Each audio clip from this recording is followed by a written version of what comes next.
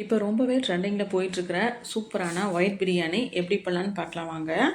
நான் 1/2 kilo chicken எடுத்துக்கிறேங்க. அதுக்கு 4 teaspoon தயிர் சேர்த்து கொஞ்சமாக உப்பு போட்டு இதை நல்லா கொஞ்சம் நேரம் அப்படியே மேரினேட் பண்ணி வச்சுக்கலாங்க. அது நல்லா ஊறட்டும்.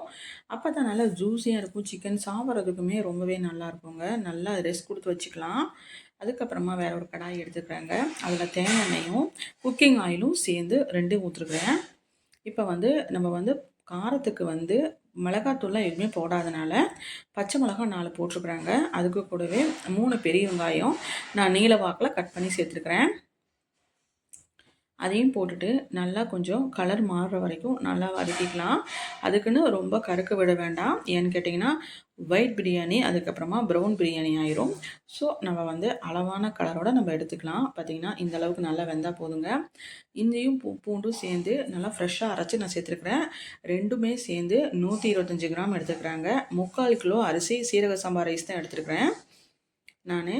இப்போ இதில் போட்டுக்கலாங்க. போட்டுட்டு நல்லா எண்ணெய் பிரிஞ்சு வர வரைக்கும் நல்லா இதை வதக்கிக்கலாம். பார்த்திங்கன்னா நல்லா எண்ணெய் பிரிஞ்சு வர வரைக்கும் வதக்கிக்கலாம். பிரியாணிக்கு நம்ம இன்ஸ்டண்ட்டாக இஞ்சி பூண்டு அரைச்சி போட்டால் தான் நல்லா டேஸ்ட்டாக இருக்குங்க. அதாவது ஃப்ரிட்ஜில் நம்ம ஸ்டோர் பண்ணி வச்சு போட்டோம்னா அது அவ்வளோக்கா டேஸ்ட் கொடுக்காது. இது என்னோட தனிப்பட்ட ஒப்பீனியன் இது. இப்போ பார்த்திங்கன்னா நல்லா வதக்கிக்கலாம். நான் பட்டை கிராம் ஏலக்காய் ஸ்டார்டிங்கில் எண்ணெயில் போடணும், நான் மறந்துட்டேங்க. அதனால் நான் இப்போ சேர்த்துருக்குறேன். நீங்கள் ஸ்டார்டிங்கில் எண்ணெயிலே போட்டுருங்க. 4 பட்டை 3 ஏலக்காய் 2 கிராம்பு அதை மட்டும் நீங்கள் எண்ணெயில் போட்டுருங்க. நல்லா ஃப்ராக்ரன்ஸ் நல்லாயிருக்கும். இப்போ மல்லியும் புதினாவும் சேர்ந்து ஒரு கைப்பிடி அளவு போட்டுக்கலாம். போட்டுட்டு 2 வதக்கிக்கலாங்க. இப்போ நம்ம ஊற வச்சுருக்கிற சிக்கன் எடுத்து நம்ம போட்டுக்கலாம்.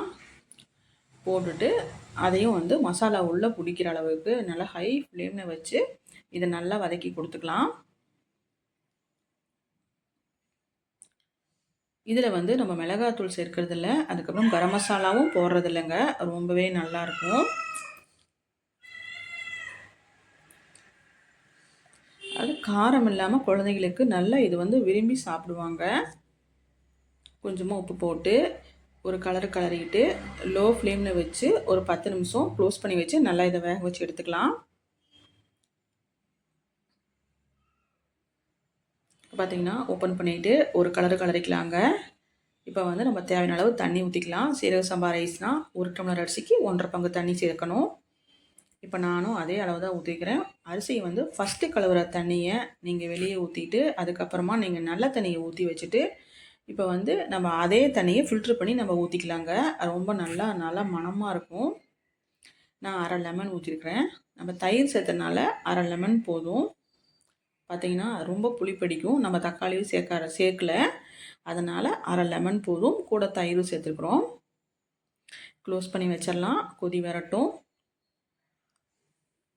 இப்போ நல்லா அரிசி போட்டுக்கலாங்க. ரொம்ப நல்லா வாஷ் பண்ணங்கிற அவசியம் இல்லை. ஒரு தடவை அல்லது 2 தடவை கழுவுனாவே போதும்.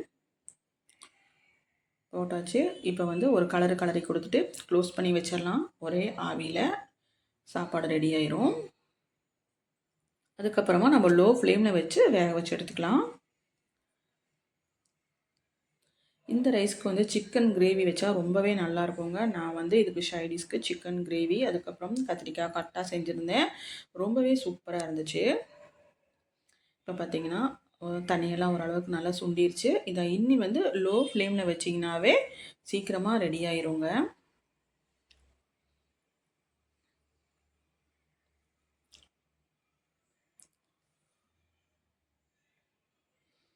இப்போ பார்த்திங்கன்னா மறுபடியும் ஓப்பன் பண்ணிக்கலாம்.